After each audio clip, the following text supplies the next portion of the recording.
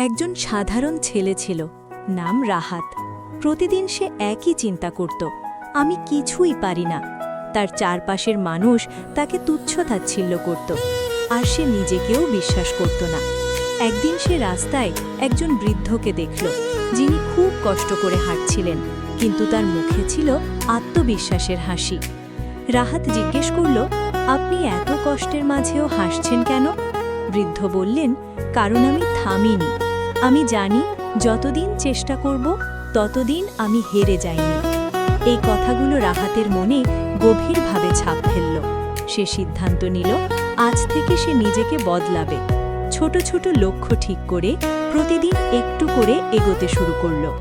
মাসের পর মাস পরিশ্রমের পর একদিন সেই রাহাতই সফল হল, যাকে সবাই একসময় অবহেলা করত।